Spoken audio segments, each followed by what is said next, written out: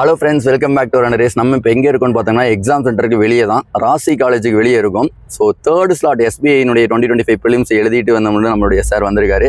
So சொல்லுங்கள் sir, உங்களுடைய name என்ன? I am Sriram sir. Sriram, கொஞ்சம் சத்தமாக பேசுங்க, மைக்கில் வந்துட்டு. ஸ்ரீராம். ஓகே. ஸோ எக்ஸாம் வந்துட்டு ஓவராலாக எப்படி சார் இருந்துச்சு? நீங்களும் இப்போ தானே சார் எழுதுனீங்க? நானும் இப்போ தான் எழுதிட்டு வந்தேன். சொல்லுங்கள்.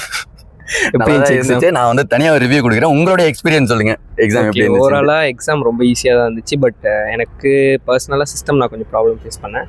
இன்னும் கொஞ்சம் ஃபர்தராக கொஞ்சம் டெவலப்மெண்ட் இருந்துச்சுன்னா, சிஸ்டமில் மட்டும் கொஞ்சம் இம்ப்ரூவ்மெண்ட் இருந்துச்சுன்னா நான் கொஞ்சம் நிறையா கொடுத்துட்டு வந்துருக்கோம். ஸோ இதான் என்னோட ஃபர்ஸ்ட் அட்டம் தான். நான் இன்னும் கொஞ்சம் பெட்டராக கொடுத்துருப்பேன், சிஸ்டம் நல்லா இருந்துச்சு அப்படின்னு சொல்லியிருக்காங்க.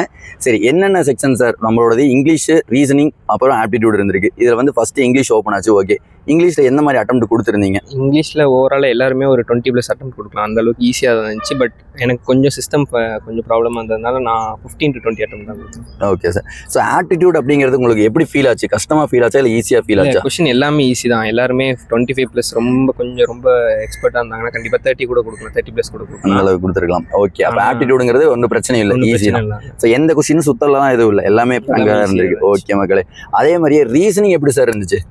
ரீசனிங் வந்து ஃபர்ஸ்ட் சர்டைன் நம்பர் கேட்டாங்க, and then 10 people sitting in a 2 row அப்படின்னு கேட்டாங்க. அது மட்டும் கொஞ்சம் ப்ராப்ளமாக இருந்துச்சு.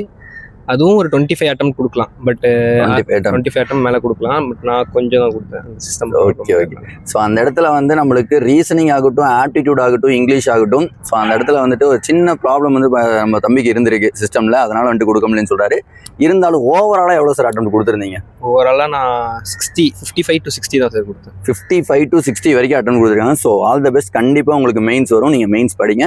ஸோ இவர் மட்டும் இல்லை, யாரெல்லாம் வந்து தேர்ட் ஸ்லாட் எக்ஸாம் முடிச்சிருக்கீங்களோ, எந்தெந்த சென்டர் முடிச்சிருக்கீங்களோ, ஓவராலாகவே ஒரு 60 அட்டம் அப்படிங்கிறது வந்து உங்களுக்கு வந்துட்டு சூப்பரான அட்டம். ஸோ எல்லாரும் வந்துட்டு அந்த அட்டம்ப்டை வந்துட்டு நினச்சிட்டு ஃபீல் பண்ண வேணாம், தாராளமாக மெயின்ஸுக்கு படிங்க, கண்டிப்பாக மெயின்ஸ் வரும். சரிங்களா?